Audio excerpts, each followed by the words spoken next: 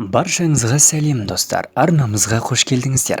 Қазақ елінің соңғы ханы Кенесары ханның бас сүйегі елімізге қайтарылғалы жатқаны рас па?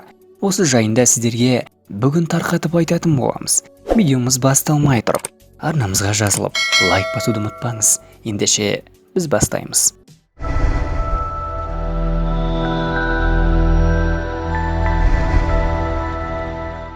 Кенесары ханның бас сүйегі Қазақстанға оралады. Бұл туралы Шоқан Уәлиханов атындағы тарих және этнология институтының директоры, тарих ғылымдарының докторы, профессор Зиябек Қабылдинов өзінің фейсбуктегі парақшасында мәлімдеді. Мені ұлы ханның бас сүйегін қайтару жөніндегі сараптамалық комиссияның құрамына енгізді. Бүгін ұлт тарихының мүлдем жаңа кезеңі басталады. Бүгін екі ынтымақтас мемлекет, Ресей мен Қазақстан арасындағы татулық пен бейбітшілікті тереңдетуге қатысты өзгеше кезең басталады.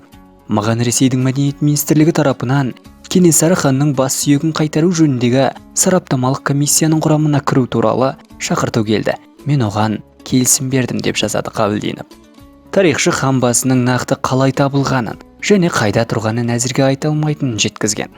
Бұл жерде аздаған дипломатиялық әдеп керек, бірақ бастаманың Ресей билігі тарапынан көтеріліп отырғаны анық, дейді ол. Айта кетейік, келесі жылы қазақтың ұлы ханы Кенесары Қасымұлының туылғанына 220 жыл толады.